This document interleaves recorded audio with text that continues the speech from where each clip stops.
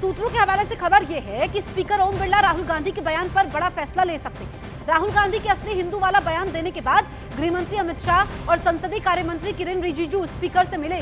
सदन की कार्यवाही के रिकॉर्ड से राहुल गांधी के बयान को हटाया जा सकता है। कोई भी मंत्री या सदस्य भाषण देते वक्त तथ्यात्मक चीजें रखता है और सदन के कोई और सदस्य इसको ऑब्जेक्ट करते हैं या चैलेंज करते हैं तो आसन इसको सत्यापित करने का निर्देश दे सकता है। नेता प्रतिपक्ष को अपने भाषण में तथ्य बगैर की और सत्य न हो ऐसी जो बातें रखी गई है इसका सत्यापन करने के लिए आपका निर्देश मिले और हमें संरक्षण मिले। विपक्ष के नेता राहुल गांधी के संसद में दिए भाषण के दौरान खूब हंगामा हुआ क्योंकि उन्होंने बीजेपी पर आरोप लगाया कि वो हिंदुओं के नाम पर हिंसा फैलाती है।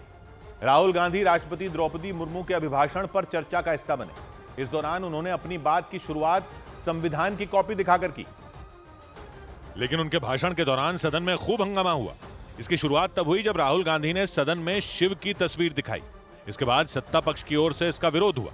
स्पीकर ने भी नियमों का हवाला देकर राहुल गांधी को रोका। इसके बाद राहुल ने तस्वीर तो रख दी लेकिन शिव का उदाहरण देकर बीजेपी पर हमला बोल दिया। अगर आप शिव जी को देखें तो उनकी इमेज से आपको पता लगता है कि हिंदू डर नहीं फैला सकता। यही नहीं, राहुल गांधी ने अयोध्या के सांसद अवधेश प्रसाद की तारीफ करते हुए उनसे हाथ मिलाकर विरोधियों को घेरा। सदन में बोलते हुए राहुल गांधी ने शिव के अलावा गुरु नानक की तस्वीर भी दिखाई।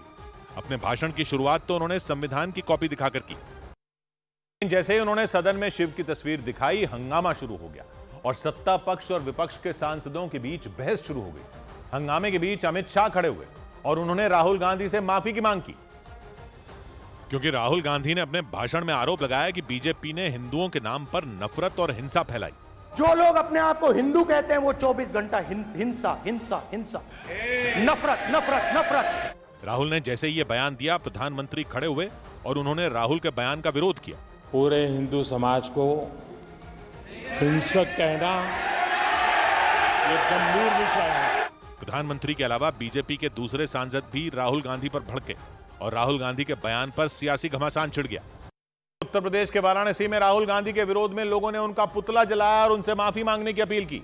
राष्ट्रपति के अभिभाषण पर चर्चा के दौरान राहुल गांधी ने बीजेपी पर हिंदुओं के नाम पर हिंसा फैलाने का आरोप लगाया और उनके इसी बयान से नाराज लोगों ने वाराणसी में उनका पुतला फूंका।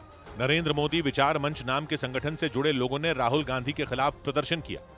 विरोध जताने के लिए उन लोगों ने उनके पुतले को आग के हवाले कर दिया और उनके खिलाफ नारेबाजी की।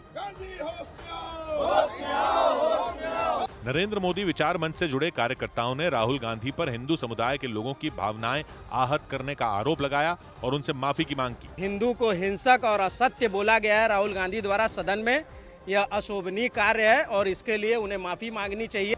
संसद सत्र के छठे दिन नेता प्रतिपक्ष राहुल गांधी ने केंद्र सरकार और बीजेपी को 20 से ज्यादा मुद्दों पर घेरा। अपने भाषण के दौरान उन्होंने हिंदू, अग्निवीर योजना, किसान, मणिपुर, नीट और बेरोजगारी समेत कई मुद्दे उठाए।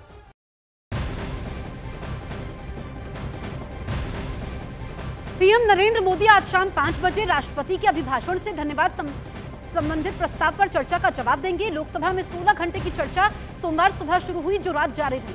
सूत्रों ने बताया कि चर्चा मंगलवार शाम को समाप्त होने की संभावना है, जिसके बाद पीएम मोदी जवाब देंगे। नीट परीक्षा पेपर लीक के मुद्दे पर विपक्ष के हंगामे के कारण शुक्रवार को धन्यवाद प्रस्ताव पर चर्चा शुरू नहीं हो पाई थी। पीएम मोदी अपने जवाबी भाषण के समय सदन में विपक्ष के नेता राहुल गांधी की ओर से सोमवार को सदन में उठाए गए सवालों और लगाए गए आरोपों का जवाब देंगे।